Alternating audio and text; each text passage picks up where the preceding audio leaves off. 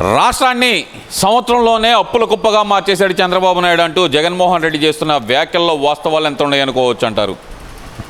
అందరికీ నమస్కారం అండి. ఈ జగన్ రెడ్డి వ్యాఖ్యలు ఎలా ఉన్నాయంటే దొంగే దొంగ దొంగ అన్నట్టుగా ఉందండి. దెయ్యాలు వేదాలు వల్లించినట్టుగా ఉంది జగన్ రెడ్డి మాటలు. అతను అతను పాలించిన అత్యంత ఘోరమైన 5 సంవత్సరాల పాలనలో అతను అప్పు తప్ప ఇంకేం తీసుకురాలేదండి. మన రాష్ట్రానికి అప్పులు భారంలో ఊబిలో రాష్ట్రాన్ని నెట్టేశాడు.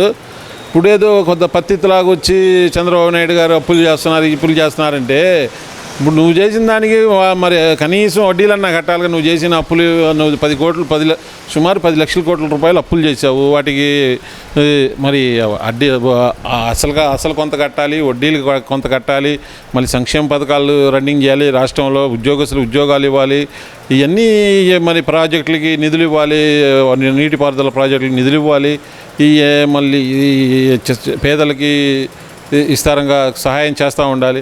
ఇవన్నీ చేస్తున్నాడు కాబట్టి కాస్త కూస్త అప్పవటం సహజం. నీలాగా లక్షల కోట్లు తీసుకొచ్చి దారి మళ్ళించి దాన్ని విదేశాలకి మళ్ళించి అలా ఏం చేయట్లేదండి. అభివృద్ధి కోసం మళ్ళీ మన అమరావతిని గాడిలో పెట్టారండి బాబు గారు. అమరావతి గాడిలో పడింది. పోలవరం కూడా నిర్మాణాలు మామూలు వేగవంతం అయినాయండి. ఈ కార్యక్రమాలన్నీ నిధులు కావాలి కాబట్టి నువ్వేం చేసావు నాయనా? ఒట్టి మన ఆర్థిక బండారాన్ని మొత్తం సున్నా చేసి జీరో చేతిలో పెట్టి వెళ్ళావు బాబు గారికి. మరి ఇవన్నీ చేసుకుంటూ రావడానికి నిధులు అవసరం కాబట్టి తీసుకొస్తున్నాడు. నువ్వు చేసిన పాపాలన్నింటిలో బాబు గారు చేసిన చాలా న్యాయం. దాన్ని కాబట్టి ప్రజలు అదొక పట్టించుకోవట్లేదు. నువ్వు గొగ్గోలు పెట్టాల్సిన పని లేదని మేము భావిస్తున్నామండి. జగన్ రెడ్డి తెచ్చిన అప్పులన్నీ ఏం జరుగుతున్నాయి? ఒక పక్కన అభివృద్ధి లేదు, సంక్షేమం లేదు, బటన్ నొక్కే కార్యక్రమం లేదు, ఏమీ లేదు. అప్పులన్నీ వాళ్ళు దోచుకోవడానికి మాత్రమే చేస్తున్నారంటూ జగన్మోహన్ రెడ్డి చేస్తున్న వ్యాఖ్యల్లో వాస్తవం ఉందనుకోవచ్చు అంటారా? అసలు రాష్ట్రంలో ఎక్కడ అభివృద్ధి కార్యక్రమాలు ఒక్కటి కూడా అమలు కావట్లేదంట కదండి. ఇది వాస్తవమేనా? ఇప్పుడు కామెర్లు వచ్చిన లోకం అంతా పచ్చగా కనపడినట్టుగా జగన్ రెడ్డి ఏం చేయలేదు కాబట్టి అభివృద్ధి కార్యక్రమాలు అంటూ ఒక్కటి కూడా కనీసం 5 సంవత్సరాల కాలంలో ఒక్కటి కూడా ఏం మొదలుపెట్టలేదు కాబట్టి అందరూ ఆయనలాగే చేస్తున్నారనుకొని అతను భ్రమపడతా ఉండొచ్చండి. కొద్దిగా మామూలుగా కళ్ళు పెట్టి చూస్తే, మైండ్ పెట్టి చూస్తే అభివృద్ధి అంటే ఏంటో రోడ్లన్నీ జగన్ రెడ్డి హయాంలో స్విమ్మింగ్ పూల్లా ఉండేయండి. అవన్నీ శుభ్రంగా ఇప్పుడు విదేశాల్లో వేసినట్టుగా వేస్తున్నారు మన రోడ్లన్నిటికి. రోడ్ల నిర్మాణం చాలా మటుకు పూర్తయిందండి. కొన్ని నిర్మాణంలో ఉన్నాయి. ఈ హైవే నేషనల్ వాళ్ళతో కూడా మాట్లాడి హైవేలు కూడా చాలా మటుకి నిర్మాణాలు జరుగుతున్నాయండి. అది పోతే ఇంకా అమరావతి నిర్మాణాలు ఊపందుకున్నాయండి. ఇప్పుడే మొన్నే రీసెంట్గా గౌరవ ప్రధానమంత్రి మోడీ గారు వచ్చి అన్నిటికి ఇనాగ్రేషన్ చేసి వెళ్ళారండి. ఇప్పుడు పోలవరం కూడా డయాఫ్రమ్ వాళ్ళు ఇవన్నీ స్టార్ట్ అయినాయండి. ఇవన్నీ 2029 కల్లా పూర్తి చేసి బాబు గారు చూపిస్తామని మాట ఇచ్చారు. అన్నీ అతి వేగంగా జరుగుతున్నాయండి. ఇంకా సంక్షేమ కార్యక్రమాలు కానీ అవన్నీ బాగా ప్రజల్లోకి వెళ్ళి 3 సిలిండర్లు కానీ, అన్న క్యాంటీన్లు కానీ, ఈ రేపు ఆగస్టు 15 నుంచి మహిళలందరికీ ఉచిత బస్సు పథకం కానీ, తల్లి దీవెన పథకం, తల్లికి వందనం కార్యక్రమం కానీ, రైతన్నలకి పథకం కానీ అన్నీ రెడీ అయినాయండి. ఇవన్నీ ప్రజల్లోకి త్వరలో విడుదల కాకపోతున్నాయి. అందరికీ కొత్త వాళ్ళందరికీ రేషన్ కార్డులు అవన్నీ ఇస్తున్నారండి. అభివృద్ధి అంటే ఇది కానీ నీలాగా ఇంట్లో కూర్చొని ఈ రెడ్లందరికీ నీ కాడ తబేదారులైన రెడ్లందరికీ రాజ్యాన్ని పెత్తనం అప్పచెప్పి నువ్వు పబ్జీ ఆడుకోవడం అభివృద్ధిగా జగన్ రెడ్డి. నువ్వు రా కళ్ళతో చూడు, విమర్శాత్మకంగా కాకుండా నువ్వు రా, నీ కళ్ళ పెట్టి చూడు. నీకైనా నువ్వు కారులో తిరుగుతూ ఉంటావు, నీకు అర్థమయ్యే ఉంటుంది.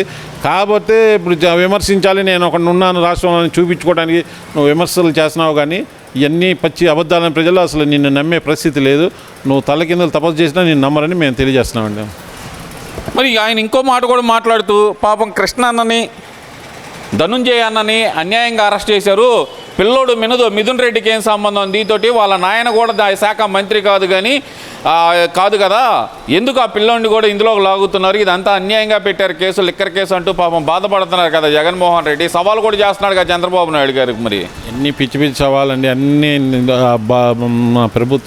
కూటమి ప్రభుత్వం ఆధారాలతో సహా ప్రజలకు వివరించి వాళ్ళ ఆమోదంతోనే వీళ్ళందరినీ లోపలేయడం జరుగుతుందండి. ఈ జగన్ రెడ్డి ఏంటంటే సుమారు 3,500 కోట్ల మద్యం స్కామ్లో అతన్ని లోపలేస్తారని ఈ షోయింగ్ చేస్తున్నాడండి జగన్ రెడ్డి జనాలను ఏమార్చడానికి.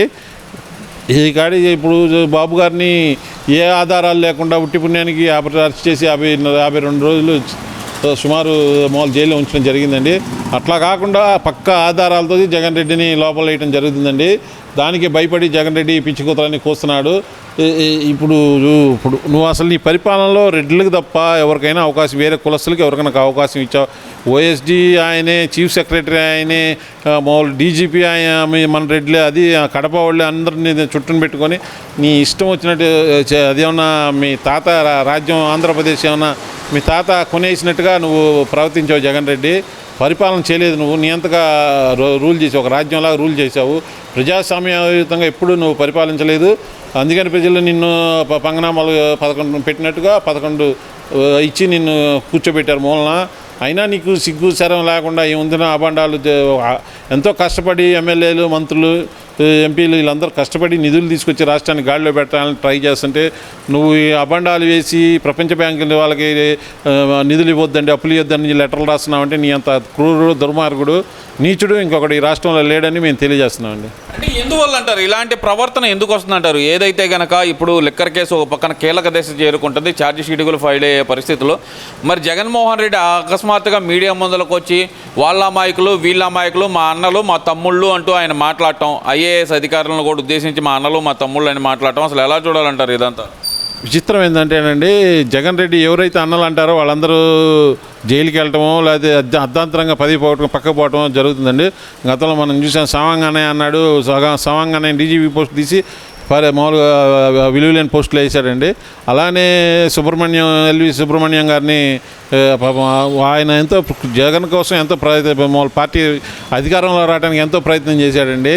అతన్ని సడన్గా తీసేసి అసలు అపరాధి అనేది పోస్టులో పెడితే అతను దాంట్లో జాయిన్ కాకుండానే రిటైర్మెంట్ అయ్యాడండి సుబ్రహ్మణ్యం గారు. అలానే వీళ్ళందరూ ఇప్పుడు ధనుంజయ్ అన్నయ్య అన్నాడు, ఇప్పుడు కృష్ణారెడ్డి అన్నయ్య అన్నాడు. వీళ్ళందరూ పక్కన పెట్టుకొని అవినీతికి పాల్పడి వాళ్ళ ద్వారా ఇప్పుడు 400 కోట్ల రూపాయల బంగారాన్ని జగన్ రెడ్డికి ఇంటికి వెళ్ళిందండి. అలానే మామూలు 1000 కోట్ల రూపాయలు జగన్ కొంపకు చేరినాయి. ఇప్పుడు అంతకుముందు మనం టీవీలో కూడా చూసామండి, పెద్ద పెద్ద కంటైనర్ల డబ్బులు తరలించడం మనం చూసాము. అప్పుడు అతను అధికారంలో ఉన్నాడు కాబట్టి ప్రతిపక్షం కూడా ఏం చేయలేకపోయింది. ఇప్పుడు ప్రజెంట్ ఈడీ కూడా రంగంలో దిగిందండి. దీన్ని మామూలుగా దర్యాప్తు పూర్తి చేసి మళ్ళీ ఇంకా సమగ్రంగా చేయాలంటే సిబిఐని కూడా తీసుకురావాలండి. కాకపోతే ఇవన్నీ జగన్కి పెద్దగా విషయం కాదు. ఆల్రెడీ 12 ఈడీ కేసులున్నాయి, సిబిఐ కేసులు ఉన్నాయి. ఇది కూడా ఒక కేసు అని అతను భావిస్తున్నాడు. ఎందుకంటారు మరి జగన్మోహన్ రెడ్డికి తప్పేం జరగలేదనుకుందాం, మా అన్నయ్యలను అరెస్ట్ చేశారు, మా తమ్ముళ్ళని అరెస్ట్ చేశారనే ఫ్రస్ట్రేషన్ ఎందుకు వస్తుంది అనుకోవచ్చు అంటారు? ఫ్రస్ట్రేషన్ అంటే ఇప్పుడు వీళ్ళందరినీ ప్రూఫ్స్ సహా అరెస్ట్ చేసి వాళ్ళని కొన్ని నిజాలు బయటకు తీస్తున్నారండి. ఇప్పుడు ఇతను అరెస్ట్ చేశారంటే ఇంకా కోర్టు అతని మామూలుగా పాత ఈడీ కేసులు, సిబిఐ కేసులను కూడా అతను బెయిల్ రద్దు చేసి ఇంకా కంప్లీట్ పర్మనెంట్గా జగన్ శ్రీకృష్ణ జన్మస్థానంలో ఉండాల్సిన పరిస్థితి కనపడుతుందండి. అందుకే భయపడి అతనికి ఏం చేయాలో అర్థం కాక అందరినీ ప్రాధాయపడుతున్నాడు. బీజేపీలో వైసీపీని విలీనం చేస్తామంటున్నాడు, ఇవన్నీ చేస్తానంటున్నాడు. అతనికి ఏం చేయాలో అర్థం కాక ఫైనల్ దింపుడు కళ్ళెం ఆశలతో ఇవన్నీ పిచ్చి పనులను చేస్తున్నాడు జగన్ రెడ్డి.